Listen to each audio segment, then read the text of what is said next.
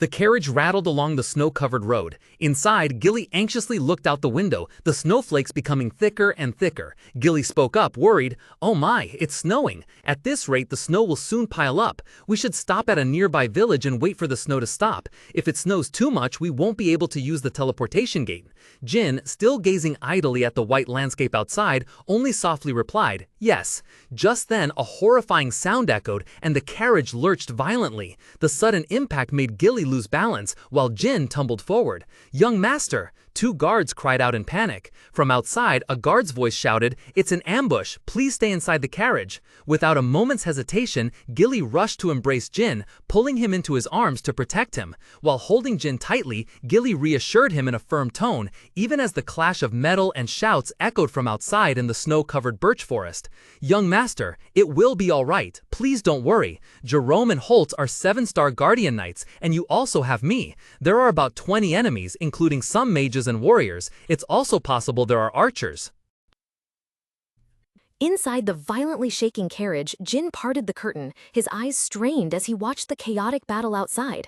Gilly, trying to maintain her composure, told him, "I don't think anyone here is above 7-star. Jerome and Holtz are fighting right now." Hearing the names of the two Guardian Knights, Jin spun around, his expression no longer a child's fear, but the chilling resolve of someone who had just grasped a horrifying truth.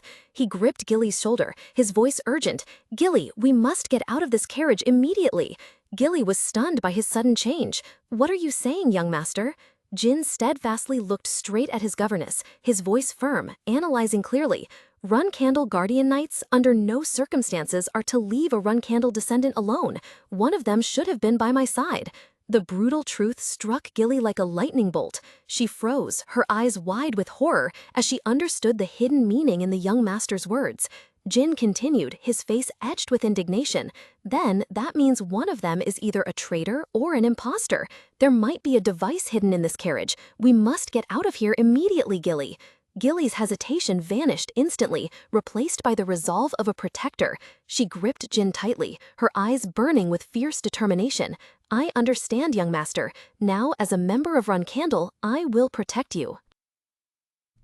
Suddenly, the gentle demeanor of a nanny vanished. Gilly growled, "Please understand, even if I was a bit heavy-handed." Her sharp claws on her hands flashed, tearing through the air. She lunged and embraced Jin, her body spinning like a whirlwind, creating a dance of destruction, quickly escaping the carriage. The battle subsided, leaving only the pristine white snowscape and bare birch trees. Snow began to fall lightly, dusting a thin layer over the scene. Jin carried an exhausted Gilly on his back, walking steadily through the quiet forest. Gilly spoke as they ran, "Young master, when we return to the mansion, I will accept my punishment." "Gilly, now is not the time to think about that," Jin replied, his gaze still fixed firmly ahead. Jin said, "Let's go to where they are fighting. I need to confirm something." Gilly was somewhat surprised by the sudden request, but still trusted him. Jin continued, "Those people they are fighting might actually be our allies." Jin's words were like a bolt of lightning. Gilly froze, her eyes wide, surprise and bewilderment clearly written on her face as she looked at her young master. The atmosphere was eerily quiet. Jin observed the vast snow-covered mountains, his breath forming thin wisps of smoke in the biting cold. He frowned, muttering analytically, "If the attackers are targeting me, this should have been the best time to strike as soon as I got out of the carriage, but it's too quiet, very strange." "I understand, young master," Gilly replied, her voice resolute. Immediately, she scooped Jin up and dashed through the snow, leaving deep footprints on the white ground, but they didn't get far. From the mountainside, figures suddenly appeared, quickly surrounding them. "Just as I predicted," Jin whispered, his face unable to hide his tension. Gilly held her young master tightly, her eyes narrowing as she recognized the crests. The Yuta family from the Mattel magic clan, and the symbol of a demon and black cherry blossoms. That's the mercenary group, the Black King Squad. A voice echoed throughout the snow valley, drowning out the howling wind. "Find Jin Runcandel, Squad 3, block the left flank." A mage in a white robe pointed towards them. "Over there, I found Gilly McLaurin. I've also confirmed Jin Runcandel's presence. Everyone, protecting Jin Runcandel is the top priority." A red-haired, burly man with sharp eyes stepped forward, the sword in his hand glinting with a cold light as it was drawn from its sheath. He declared boldly, I am Mareka, captain of the Black King Squad. We are here to rescue Jin Runcandel at the request of the Runcandel family. Amidst the vast white snow, Mareka growled, his eyes veined with blood as he stared at the fallen attackers. His rage flared. "You damn scoundrels! How dare you lay a hand on the young master?" Standing behind, Jin calmly spoke, his voice unwavering amidst a biting cold wind. "They are not traitors, but fakes. If they were truly 7-star knights, there's no way they would have struggled against these people like that." At this moment, the Black King Squad had completely controlled the situation, cornering the survivors. Gilly angrily stepped up to an assassin, questioning loudly, "Who are you? State your purpose, and who sent you here?" The captured assassin sneered, his eyes full of defiance and arrogance. He growled, "You're asking too obvious a question. Why would I tell a Runcandel dog?" As the insult ended, Mareka immediately drew his greatsword, ready to act. But before he could do anything, Gilly turned to Jin, her anger replaced by worry. "Young master, what should we do?" Jin replied coldly, his voice echoing clearly in the silent space. "Kill one, sever an arm from the other, and bring him to me." His eyes gleamed with a powerful cerulean light, reflecting on the falling snowflakes. Gilly darted like an arrow. "I will do as my master wishes." But the panic was fleeting. In an instant, Gilly's eyes blazed with a brilliant golden light, the fire of an indomitable fighting will. The man with the buzz cut only managed to let out a desperate cry before being swept away by the sword's radiant flash. Without a moment's hesitation, Gilly spun around, the claws in his hands tracing a brilliant arc against the pristine white snow. Another opponent with spiky white hair hastily raised his sword to block, but the force of the attack still pushed him back several steps, making him grit his teeth and cry out in pain. However, Gilly gave him no chance to recover. A final lightning-fast slash pierced through the opponent's defense. Fresh blood spurted, splattering the knight's pale face. His eyes were wide open, filled with shock and disbelief.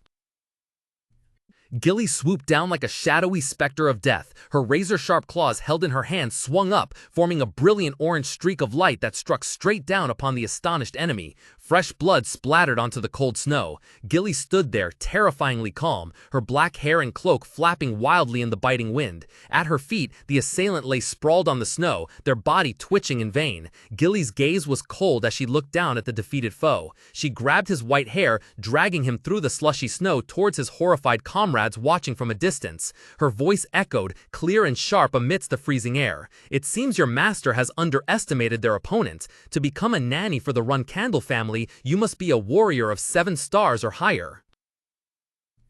In the vast expanse of white snow, Jin Runcandel stood firm, his small figure exuding an unusual calm before his attackers. He spoke in a cold voice, clear but heavy, piercing through the falling snow. "If you want to assassinate a child of Runcandel, you should at least send 3 to 4 8-star knights." The white-haired knight, his face smudged and bruised, was stunned by the boy's attitude. He roared in rage and confusion.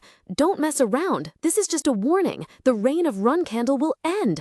Ah!" In response to the threat, Jin calmly said, "That is what I want too." The space around him seemed to plunge into profound darkness, with only Jin's eyes glowing eerily. An ambitious smile spread across his lips as he declared, "I don't want the reign of Runcandel, I want the reign of Jin Runcandel to begin." Immediately, the white-haired knight collapsed onto the cold snow, his entire body enveloped by a glowing red aura. He lifted his horrified eyes to look at Jin, screaming his last words in despair, "Glory to the Great One, Zipple!" Before his body became completely still, Jin slightly furrowed his brow, murmuring the name he had just shouted. "Zipple?" If the Runcandel family pursued ultimate swordsmanship, then on the other side of the world, the renowned Zippelmage family ruled by pursuing ultimate magic. Amidst dazzling magic circles and mighty dragons, they built a powerful empire. The deep-seated animosity between the two families has spanned millennia. 1,000 years ago, after the Runcandel founder passed away, the Zippel family forced them to accept a humiliating oath, an absolute prohibition on using magic throughout Runcandel territory. Since that oath, all magical abilities of the Runcandel house have been sealed, sowing an indelible hatred. In the middle of the vast snowy field, Jin looked down at the defeated foe lying at his feet, face smeared with mud and snow, teeth clenched in pain. He subtly curled his lip, his cold voice echoing in the icy air. I wondered who was behind this, daring to do something so audacious, but it turns out to be just a Zipple minion, Jin said, his eyes devoid of emotion. He turned to Gilly, who stood quietly beside him. Gilly, just dump him somewhere nearby. He's not even worth interrogating. He gave a slight nod as if reaffirming his decision. I understand now. Grabbed by his hair and lifted, the enemy looked up at Jin with hateful eyes, yelling in despair and indignation. "You arrogant bastard, just kill me!" Of course, this animosity was mutual, for Zipple, Runcandel was also a sworn enemy, and so they continued to sow terror upon the Runcandel family. Snow continued to fall lightly, Jin's breath forming wisps of white smoke in the freezing air. He pondered deeply, his eyes narrowed, analyzing the situation. What happened today doesn't align with the Zipple family's modus operandi. It seems their followers acted on their own, but there's something very strange. His gaze stopped at a bony hand, wrapped in bandages, lying in a pool of thick, dark blood on the ground.